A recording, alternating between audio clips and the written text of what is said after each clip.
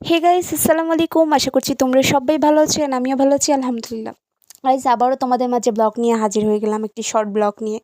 Guys, আজকে আমি আর আপু একটু পার্লারে যাব। আপু একটু ব্রু প্লাক করতে যাবে, তাই এই যে আমার ভাগ্নিকে আমার বোন রেডি করে দিচ্ছে। একটু বাইরে দাঁড়িয়েছিলাম গাইস, এই যে দেখো আজকের আবহাওয়াটা কত সুন্দর, ওয়েদারটা, আকাশের ওয়েদারটা। সত্যি আল্লাহ পৃথিবীটাকে খুব সুন্দর করে বানিয়েছেন।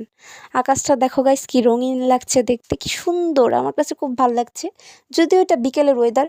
গাইস, আমাদের বেরোতে বেরোতে সন্ধ্যা হয়ে গেছে, তাই সন্ধ্যের পরে বের হয়েছে এই যে পার্লারে। সো গাইস, ফাইনালি পার্লারে এসে পড়ছি, একটু নিজেকে দেখে নিচ্ছিলাম, ভিডিও করতেছিলাম। এই যে গাইস, আপুর কথা বলতেছে পার্লারের মহিলাটার সাথে, যে ব্রু প্লাক করে দিবে আপুকে। তো এই আর কি।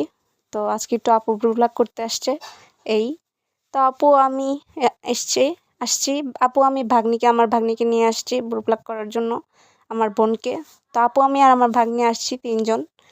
এই যে ফাইনালি গাইস, আমার বোনের ব্রু প্লাক স্টার্ট হয়ে গেল। এই যে করতেছে। এই যে গাইস, নিজেকে নিজে একটু দেখে নিচ্ছিলাম, কি আর করবো, বসে বসে পার্লার ভিডিওটা করতেছিলাম। এই যে দেখো গাইস, পার্লারটা মানে নতুন দিয়েছে তো পার্লার, তাই এখনও কোনো জিনিস আনা হয়নি। এটা নতুন পার্লার, আমাদের এখানেই পার্লারটা কাছেই, বাসার কাছেই, 5 মিনিট যেতে লাগে। সো গাইস, আপুর পার্লারের কাজ শেষ করে এখন একটু দোকানে আসছি আমার ভাগ্নির জন্য কিছু খাবার নিতে। সো গাইস, ফাইনালি বাসায় এসে পড়লাম। এই যে দেখো আমি ঘেমে একাকার, এই যে আমার অবস্থা গাইস। সো গাইস, আজকের ব্লগটা শর্ট ছিল, তাই ভাবলাম তোমাদের মাঝে হাজির। সো গাইস, সবাই সুস্থ থাকো, সবাইকে আসসালামু আলাইকুম।